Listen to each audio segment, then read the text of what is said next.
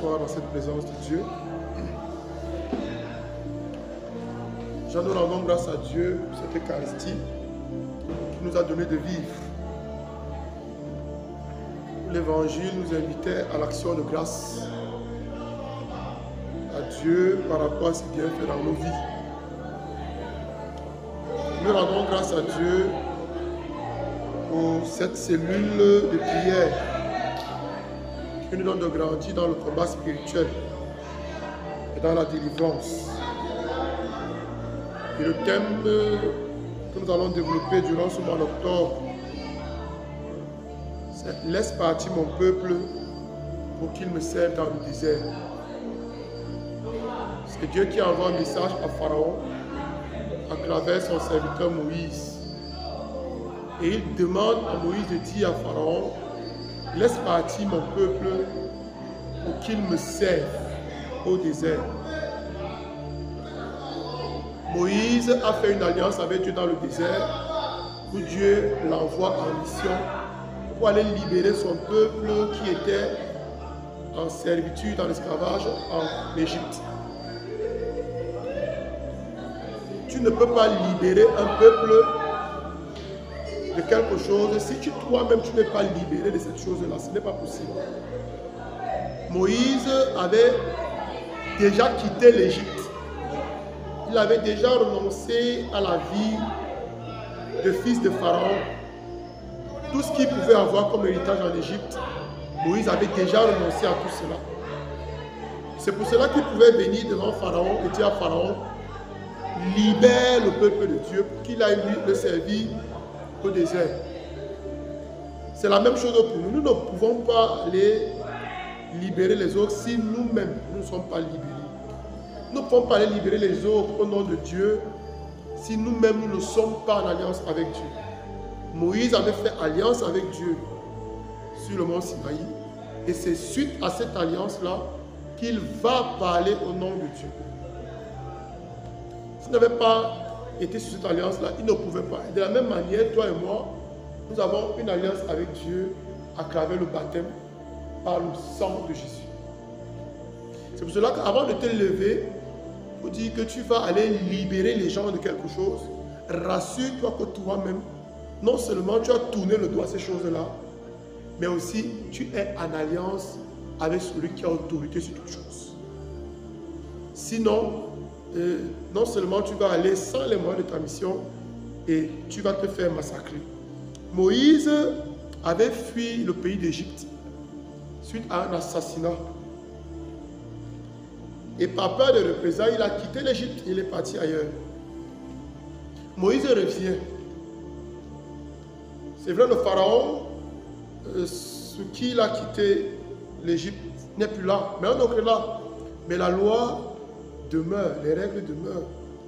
On n'a pas attrapé Moïse, on ne l'a pas arrêté pour le mettre en prison.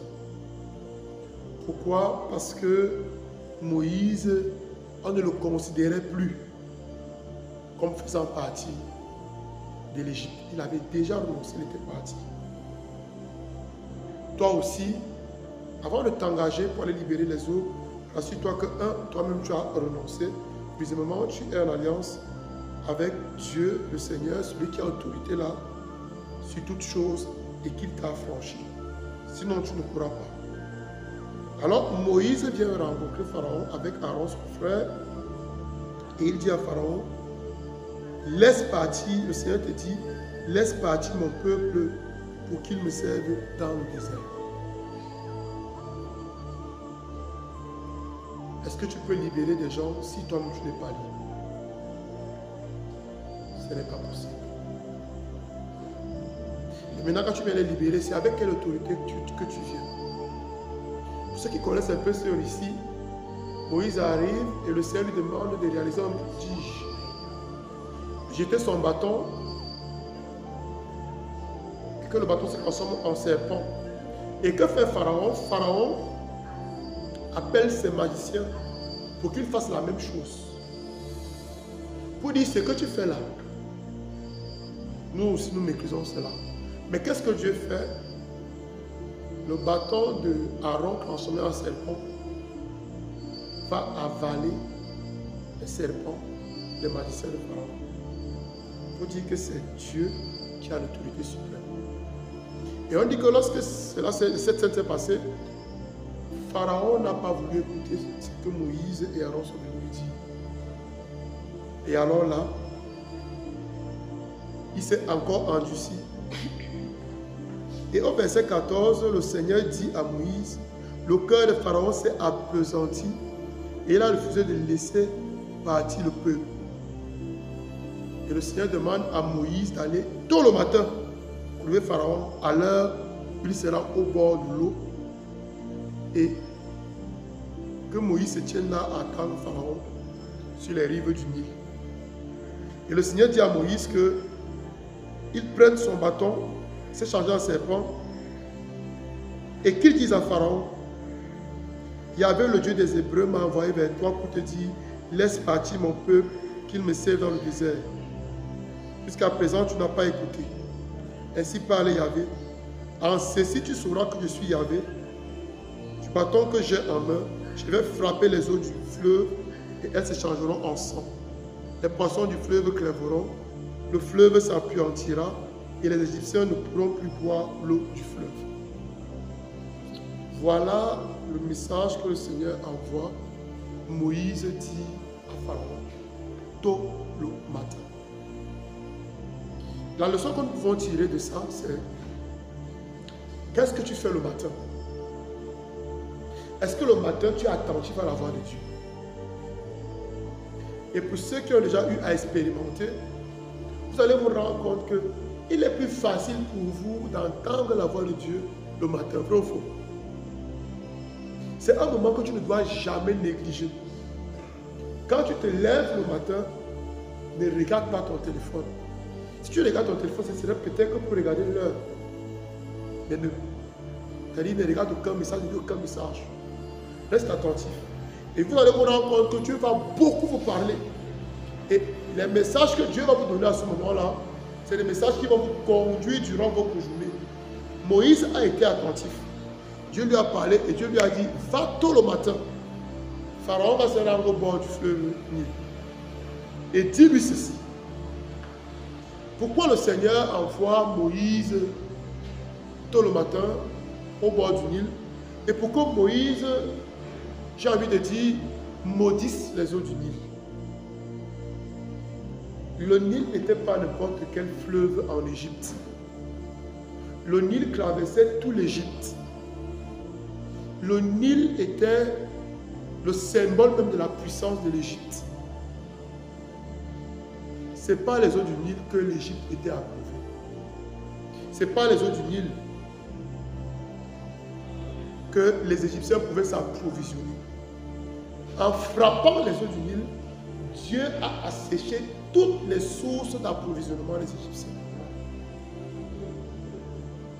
En frappant les eaux du Nil, Dieu, c'est-à-dire, il frappe toutes les sources d'approvisionnement des Égyptiens. Les Égyptiens ne pouvaient plus s'abreuver au niveau du Nil. Le Nil n'était plus navigable. On ne pouvait plus se servir du Nil. Et on dit, Pharaon a demandé à ses magiciens de faire la même chose. Pour dire que comme Moïse a fait transformer l'eau du Nil en sang, c'est un petit truc. Ces magiciens sont capables de faire pareil. Et l'Écriture dit que ils ont fait pareil. Les eaux qu'ils avaient, ils ont pu transformer ces eaux en sang. Mais ce qui est important de comprendre ici, on dit, tous les Égyptiens firent des sondages au bord du fleuve en quête d'eau potable, car ils ne pouvaient boire l'eau du fleuve. Pendant 7 jours, les Égyptiens ne pouvaient pas boire l'eau du fleuve. Quelle leçon tu peux donc tirer ici? Pour dire que lorsque tu veux engager l'exode de ta vie, c'est-à-dire tu veux te libérer de la servitude dont tu fais face. Premièrement, rassure-toi que tu es en alliance avec Dieu. Deuxièmement, rassure-toi que tu as reçu un mandat de Dieu. Troisièmement, rassure-toi que tu as renoncé à tous les privilèges de Pharaon et de ses alliés. 3 choses. 1. Tu es en alliance avec Dieu. 2. Tu as reçu un ordre de mission. 3. Que tu as renoncé à tous les privilèges de Pharaon. Pourquoi le Seigneur insiste ici et envoie Moïse et Pharaon et non vers les Égyptiens? Pharaon ici symbolise l'homme fort dont Jésus va nous parler dans l'évangile selon Saint Luc. Lorsqu'il parle de l'homme fort qui détient ses biens, dont les biens sont en sûreté, et qu'il faille qu'un plus fort que lui arrive pour le dépouiller. C'est la même chose ici. Et maintenant tu viens rencontrer cet homme fort. La première des choses que tu dois faire, c'est de t'attaquer à toutes ces sources d'approvisionnement. C'est-à-dire à ce qui fait sa force. Mais quand tu t'engages dans un combat spirituel, qu'est-ce que tu fais? Quelle est ta stratégie? Dieu ici a une stratégie claire. C'est-à-dire il s'attaque d'abord aux sources d'approvisionnement. Pour dire, premièrement, tu n'auras plus accès à tes ressources. Je bloque tout cela. Mais l'autre leçon qu'on peut ici retenir, c'est que malgré le fait que tu aies frappé les sources d'approvisionnement de l'ennemi peut s'endurcir et refuser de te lâcher. Vous allez parfois voir des personnes vous persécutent, malgré le fait qu'ils souffrent dans leur chair, qu'ils sont privés de certaines choses, ils ne baissent pas les bras. C'est net ce qui se passe avec Pharaon. Donc, lorsque tu veux déclencher ta sortie de la servitude, 1. Rassure-toi que tu avances avec Dieu. 2. Rassure-toi que tu as son ordre de mission. 3. Rassure-toi que tu as renoncé à tous les avantages de l'homme fort et de ses agents. 4. Tu frappes toutes les sources d'approvisionnement de l'homme fort. Deuxièmement, le Seigneur, Pharaon s'est empaisanti encore, il n'a pas obtempéré, il s'est entêté. Et Dieu va frapper une deuxième fois. Nous sommes là dans le verset 26 du chapitre 7. Yahvé dit à Moïse, va trouver Pharaon et dis-lui, ainsi par Yahvé, laisse partir mon peuple qu'il me serve. Dieu envoie encore notre message. Dieu insiste. Si tu refuses, toi, de le laisser partir, moi je vais infester de grenouilles tout ton territoire. Que représentaient les grenouilles pour l'Égypte? Les Égyptiens avaient un dieu qui avait la tête d'une grenouille. Et c'était le dieu de la fertilité, de la fécondité. Alors le Seigneur commence, infeste dans le pays d'Égypte des grenouilles. Donc ce qui était une idole pour les Égyptiens va devenir objet de nuisance pour eux. Parce que les grenouilles sont sorties du Nil, de tous les eaux des marais, et ont commencé à monter partout, sur les maisons, sur les lits, sur les personnes. Les grenouilles étaient partout. Les grenouilles étaient devenues nuisibles. C'était devenu dégoûtant. Pharaon, devant ce signe, qu'est-ce que Pharaon fait? Il appelle encore ses magiciens et il a dit, faites-en autant. Et on dit que les magiciens de Pharaon ont fait la même chose. Et ils ont fait monter les grenouilles sur le pays d'Égypte. Quelle leçon pouvons-nous retenir de cette deuxième plaie? C'est que l'idole de l'homme fort de ta vie, si je veux dire son totem ou ses totems, peuvent devenir objet de nuisance. Si je me fais comprendre, ils peuvent devenir objet de nuisance pour lui. Si par exemple tu vis une situation où le totem qui est utilisé contre toi, ça peut être un serpent, ça peut être que des grenouilles, ça peut être des cafards, ça peut être des souris, ou tout autre animal. Cet animal-là peut devenir objet de nuisance pour ceux qui t'attaquent. Le Seigneur peut tourner en bourrique ton ennemi et dire, ok, cette créature à qui tu rends un culte peut devenir objet de nuisance pour toi. Vous voyez comment se passe le combat spirituel?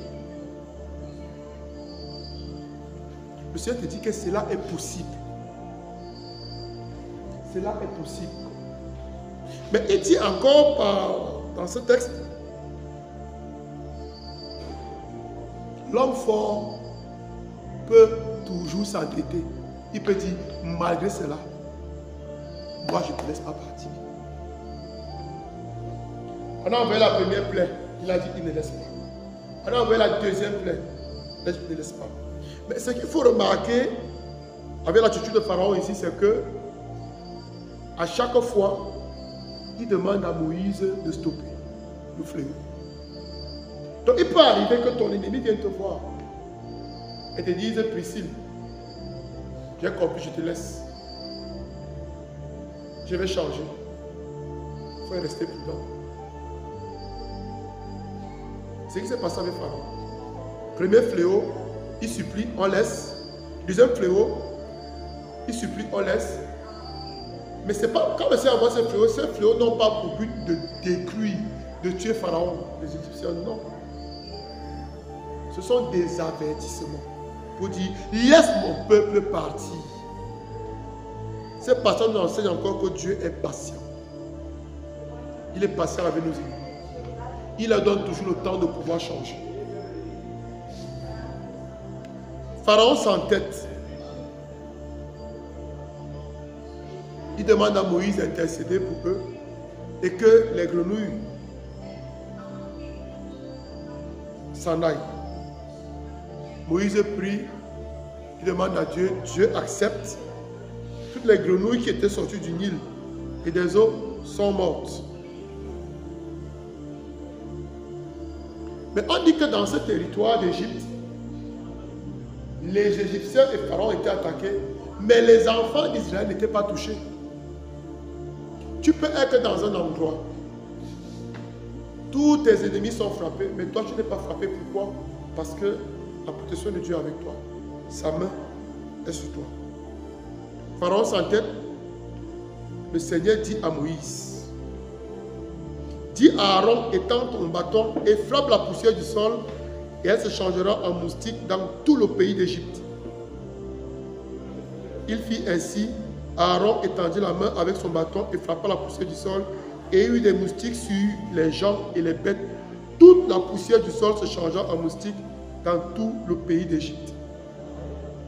Mais ce qui est bon de remarquer ici, c'est que lorsque les magiciens d'Égypte arrivent pour essayer de faire la même chose, comme les deux précédentes fois, on dit, ils n'ont pas pu faire la même chose. Et eux-mêmes viennent confesser à Pharaon, ça, c'est le doigt de Dieu. Ici, là, c'est le niveau. Ici, là, on n'a plus le niveau. Ici, là, ce n'est que Dieu qui sait qui a fait l'agir. Pour dire qu'il y a des choses que l'ennemi peut copier. Il y a des choses que l'ennemi peut reproduire. Mais il y en a aussi qui ne peut pas reproduire. Quelle que soit sa puissance. Les deux premières fois, Dieu a permis. Mais pourquoi cette histoire nous est racontée? Où Dieu transforme l'eau ensemble. Les magiciens font pareil. Il faut retenir ici que les magiciens dans le contexte biblique ne sont pas différents des sorciers. Donc, ils peuvent faire des choses. Vous allez parfois voir, on veut dire que tel marabout peut te donner des enfants, ils peuvent te guérir, ils peuvent faire ci, ils peuvent faire aussi des prodiges. Ils peuvent réaliser des prodiges. Un prodige n'est pas... C'est-à-dire, voir quelqu'un réaliser un prodige ne veut pas dire forcément que ça vient de Dieu. Le malin et ses agents peuvent aussi réaliser des prodiges. Ce n'est pas parce que quelqu'un a posé la main à quelqu'un qui l'a guéri que forcément cela vient de Dieu. Que forcément cela vient de Dieu. Mais il faut être très vigilant. Ce n'est pas parce que vous voyez des signes un peu partout que vous allez forcément dire que Dieu est présent. Cette histoire de la Bible nous enseigne sur beaucoup de choses. L'ennemi peut reproduire certaines choses.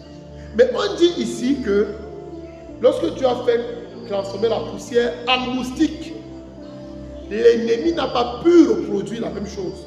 Et l'ennemi a commencé à confesser que ici, c'est le doigt de Dieu. Quelle leçon encore on peut tirer de ce passage?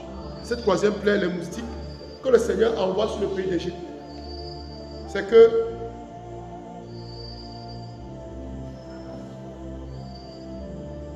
tu peux envoyer les maladies à l'adversaire. C'est possible. Tu peux rendre l'homme fort malade avec tous ces agents. Les moustiques en sont les maladies. Le paludisme que nous avons en zone tropicale, il vient des moustiques. Il y a plein d'autres maladies qui sont transmises par les moustiques. Tu peux attaquer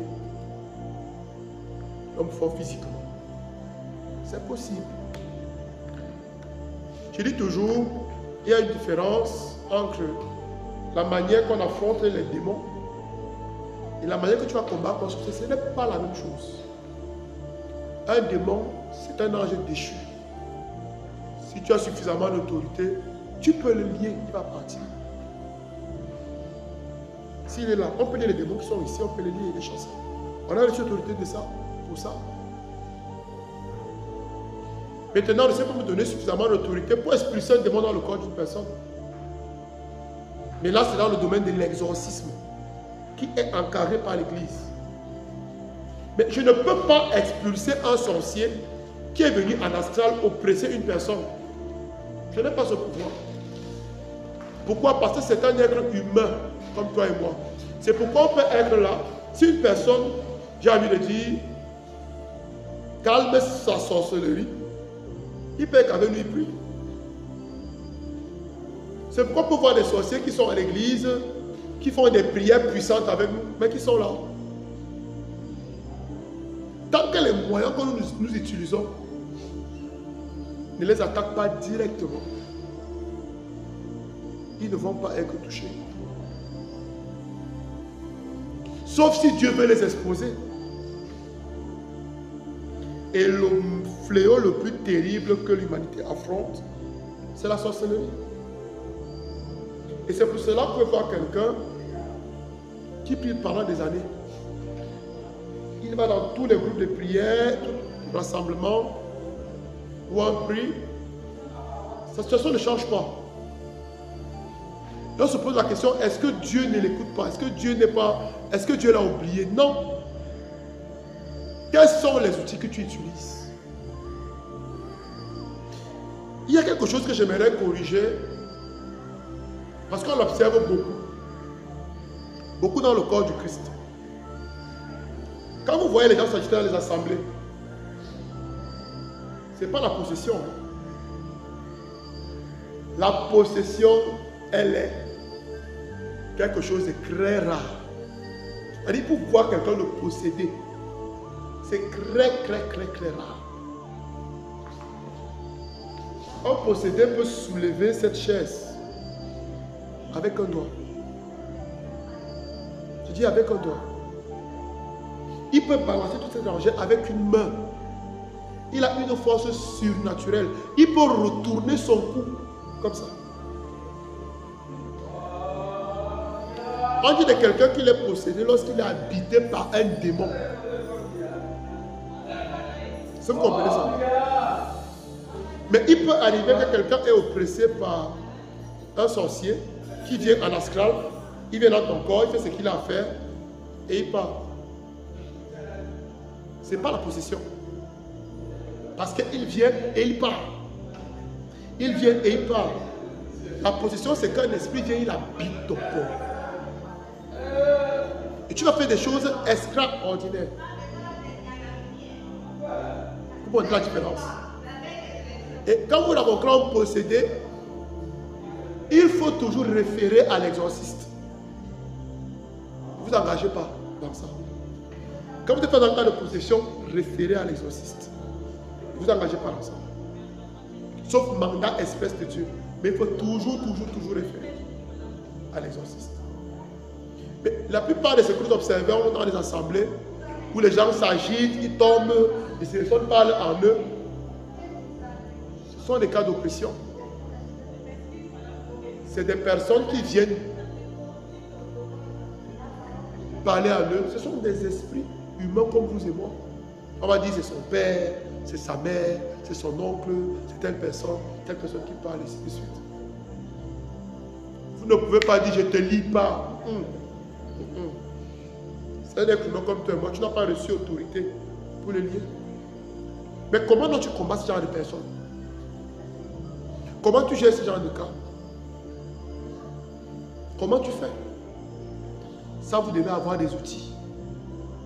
Et l'Ancien Testament est rempli d'enseignements nous permettant de savoir comment on combat les esprits humains sorciers. Pharaon était un être humain, n'est-ce pas? Vous voyez comment Dieu combat. Un sorcier peut souffrir dans sa chair. Ce n'est pas pour autant qu'il va te libérer. C'est pour cela qu'il faut utiliser les armes adéquates. On a envoyé les moustiques, les gens étaient malades. Mais Pharaon a dit, je ne laisse partir personne. Il est écrit, il s'est endurci et il ne les écouta pas, comme l'avait prédit Yahvé. Ton adversaire, ton ennemi peut s'endurcir. Mais qu'est-ce que toi tu vas faire? Comment tu vas faire? Tu vas baisser les bras? C'est pourquoi durant ce mois, nous allons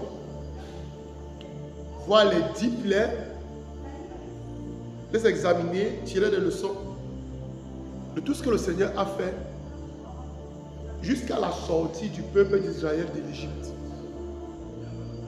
1. Il a commencé par frapper toutes les sources d'approvisionnement. 2. Il s'est attaqué aux idoles. Pourquoi? Les idoles sont source de pouvoir pour nos ennemis. 3. Il a envoyé des moustiques pour les piquer. Ils ont été attaqués dans leur chair. Les 2 premiers fléaux n'ont pas attaqué leur chair. Mais le 4e fléau a attaqué leur chair. Quelle est ta stratégie de combat? Comment tu procèdes? Regardez comment Dieu est stratégique. Il donne à l'adversaire la possibilité de se repentir. Mais on dit, le cœur de Pharaon, à chaque fois, s'est endurci. Donc aujourd'hui, nous allons prier premièrement pour que toutes les sources d'approvisionnement de l'homme fort ou des hommes forts dans nos vies soient frappées et détruites. Deuxièmement, que toutes les idoles soient frappées et humiliées. Troisièmement, que toutes les maladies, toutes les attaques qu'ils ont fait contre nous se retournent contre eux-mêmes. Parce que tu parles, les périra par ils seront frappés par leurs propres attaques, non pas parce que Dieu ne les aime pas, mais parce qu'ils seront sous le coup de la justice. On va donc se lever. Je donne là juste des indices pour qu'on comprenne. Et à la maison, on nous dit depuis plusieurs semaines, refais ces points de prière. On va se lever. Tu refais toi-même ces points de prière et tu examines ta vie. Et comme il dit, il faut qu'à la fin de ce parcours sur le combat spirituel, qu'on ait tellement fatigué l'adversaire que notre vie va être légère. C'est très important. Si le Seigneur nous donne d'avoir cette connaissance, c'est pour que nous soyons libres. Alors il ne serait pas normal qu'après ce parcours sur le combat spirituel, que tu sois encore à faire face au même problème. Ce n'est pas normal. Ce n'est pas la volonté de Dieu pour toi.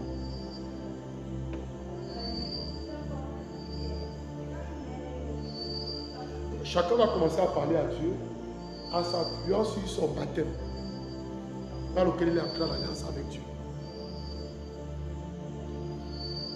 Donc commencez à parler à Dieu en vous appuyant sur votre baptême qui vous a permis d'entrer en alliance avec lui.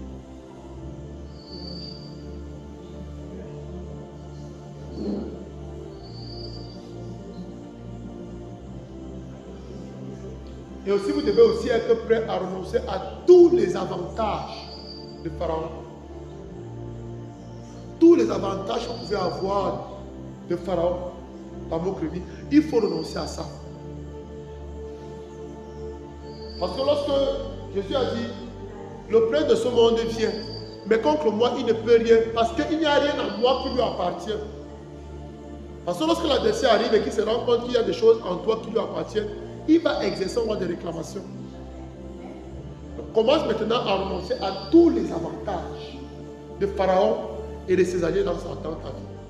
Renonce à tous ces avantages. Ça peut être une maison.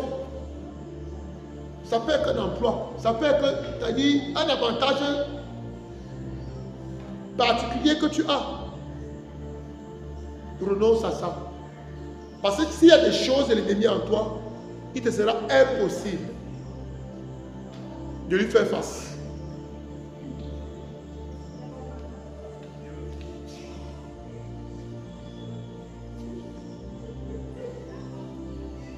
Troisièmement, on va s'appuyer sur un commandement de Jésus qui nous donne mandat. Parce qu'il dit, allez de toutes les nations, faites des disciples. Baptisez le nom du Père, du Fils et du Saint-Esprit, apprenez-le à tout ce que je vous ai enseigné. Il dit à nous qu'il nous a donné autorité et pouvoir de marcher sur les serpents et les scorpions et sur toute la puissance de l'ennemi et que rien ne va nous atteindre. Donc tu dois t'appuyer sur ces paroles-là pour dire à l'homme fort dans ta vie, j'ai reçu mandat de marcher sur toute ta puissance, sur tous tes serpents et tous tes scorpions et rien ne va m'atteindre. Est-ce que tu peux confesser cette parole et prier à partir de cette parole? Nous avons reçu puissance et pouvoir de marcher sur les serpents et les scorpions et sur toute la puissance de l'ennemi et que rien ne va nous atteindre.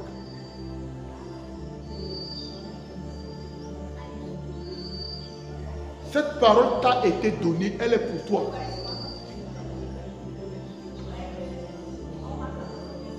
N'attends pas que quelqu'un vienne en finir avec le pharaon de ta vie. Non, c'est toi qui as reçu mandat. C'est toi qui as reçu mandat de le faire. C'est pas une autre personne, c'est toi.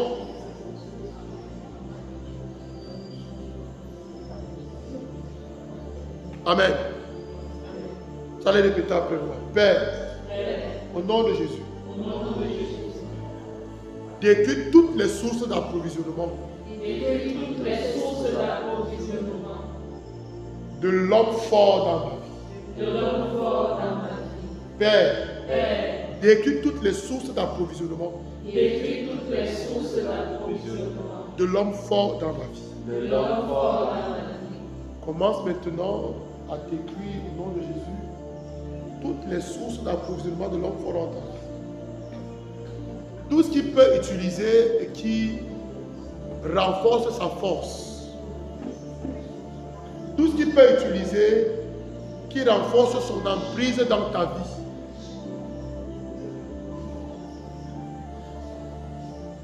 Tu as reçu autorité de détruire tout cela.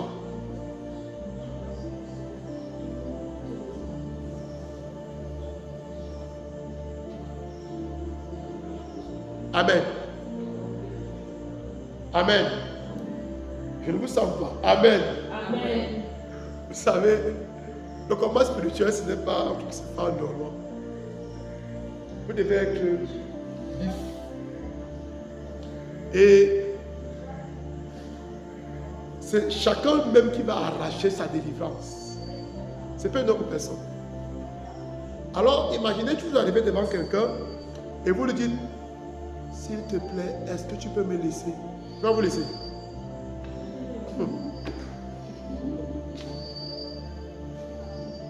Moïse et Aaron n'ont pas parlé doucement. Malgré ça, Pharaon a dit, moi je ne laisse pas à dire personne. Ces magiciens lui ont même dit, c'est le doigt de Dieu. Il a dit, je ne laisse pas à dire personne. Quand celui qui est fort vient m'arrêter.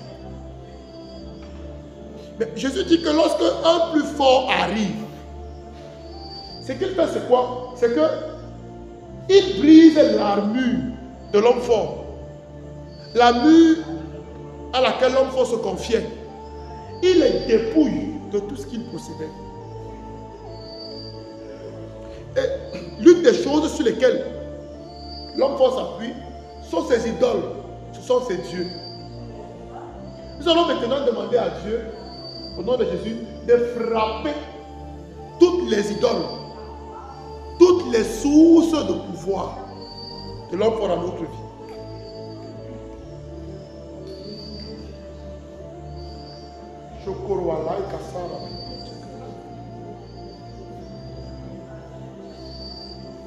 Ne vous assurez que si vous êtes dans les capacités véritables de vous lever. Mais je vous conseille de vous lever. Parce que les pas que vous faites vous donnent de marcher sur la puissance de l'ennemi.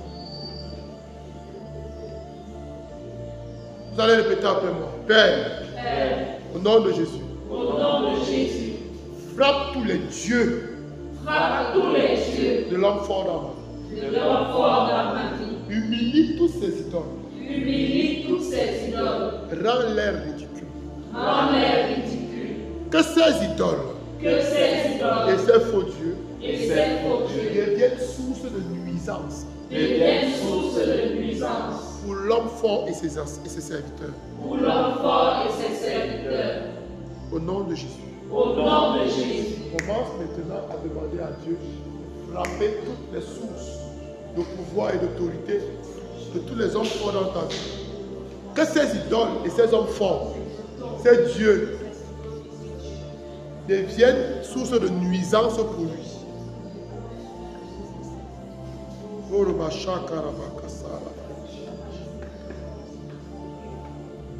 Amen.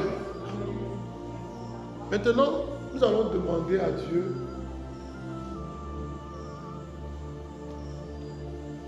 non seulement d'annuler toutes les attaques de l'homme fort contre nous, ces attaques qui nous ont rendus malades. Nous allons commencer par là. Père, au nom de Jésus, par les mérites de ces saintes plaies, et de son précieux sang, guéris-moi de toute maladie, infligée par l'homme fort et ses agents.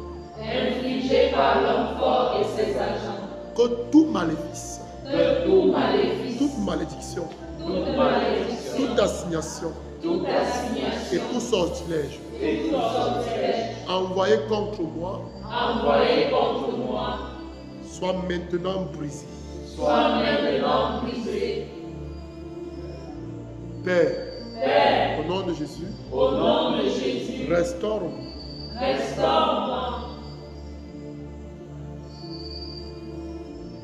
Père, au nom de Jésus, que toutes les maladies que m'a envoyé l'homme fort, par une malédiction, par un sortilège, par un maléfice, par une assignation, retourne maintenant à lui.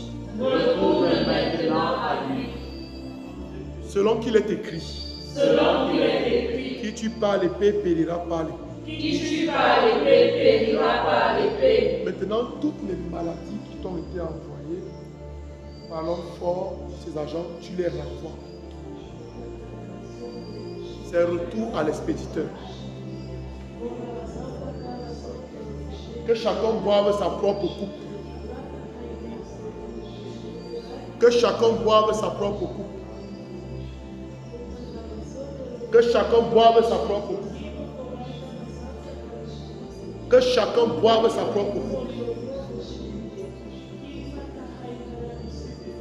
Parce qu'il est écrit que la mesure que vous servez pour les autres sera la même qui sera servie pour vous.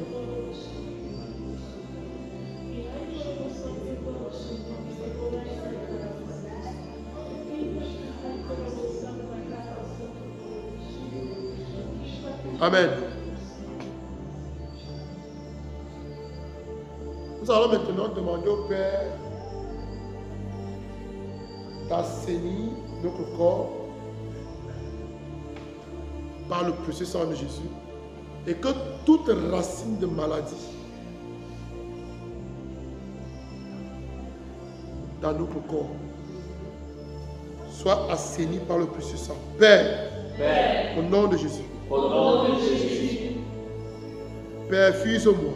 Père, fuse-moi. Avec le précieux sang de Jésus-Christ. Avec le précieux sang de Jésus-Christ. Et que toute racine de maladie dans mon corps. Et que toute racine de maladie dans mon corps soit détruite totalement. Soit détruite totalement. Au nom de Jésus. Au nom de Jésus.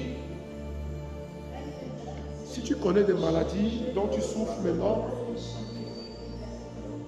commence à voir le précieux sang à la source de ces maladies. Pour que ces maladies-là, c'est-à-dire ces racines-là, soient totalement détruites.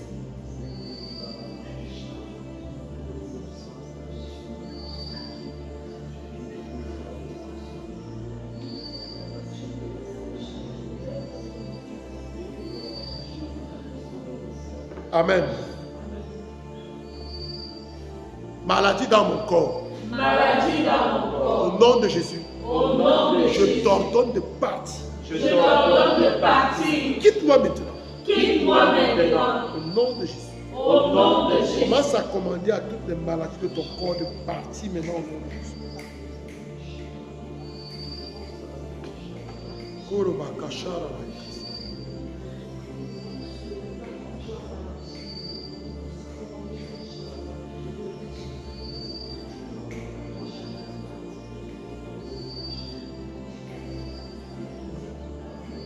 Amen. Amen. Maintenant, nous allons prendre possession au nom de Jésus de la guérison qui est déjà en nous. Père, Père, au nom de Jésus, au nom de Jésus, j'entre en possession de ma guérison. j'entre en possession de ma guérison. Père, Père, au nom de Jésus, au nom de Jésus, j'entre en possession de ma guérison. j'entre en possession de ma guérison. Père, Père, au nom de Jésus, au nom de Jésus, j'entre en possession de ma guérison. j'entre en possession de ma guérison. Père, Père, au nom de Jésus, au nom de Jésus, j'entre en possession de ma guérison. j'entre en possession de ma guérison. Est-ce que vous pouvez ouvrir les mains pour acquérir?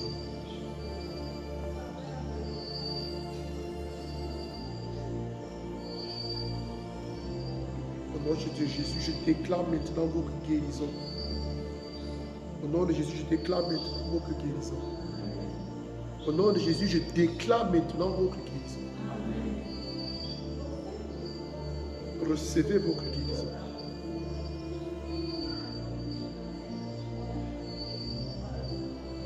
Ce n'est ni par la force, ni par la puissance, mais c'est par son esprit que vous recevez maintenant cette guérison.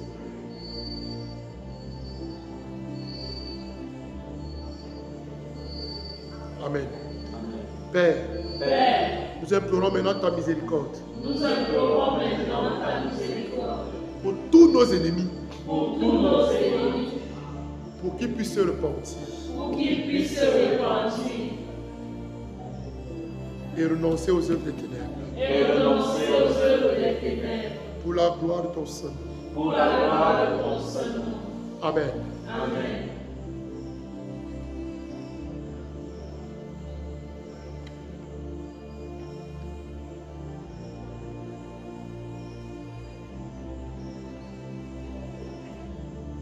Pour écouter Alice. voudrais bénir le Seigneur qui, pendant qu'on priait, met en mon cœur cette image d'une grande main qui était tendue vers nous et qui nous faisait le signe d'avancer pendant que nous quittions d'un endroit obscur et nous allions vers cette main qui faisait le signe d'avancer. Je voudrais aussi bénir le Seigneur qui dit à quelqu'un qui va suivre ce live, quelqu'un qui a mal au genou, le Seigneur te dit qu'il te guérit, qu'il t'apporte la guérison de toutes tes douleurs articulaires. Je voudrais aussi bénir le Seigneur qui dit quelque chose à nous qui prions ici en présentiel. Il te dit à toi, mon frère, ma soeur, que lorsque tu viens à Gilet, sache que tu viens en possession d'un territoire, alors tu viens dans le combat. Quelles que soient les douleurs de ton corps, quelles que soient les douleurs que tu ressens, lève-toi et comme un vaillant soldat, marche vers la victoire. Marche vers la victoire. Béni sois-tu, Seigneur. Béni sois-tu, Seigneur. Est-ce qu'on peut acclamer pour le Seigneur?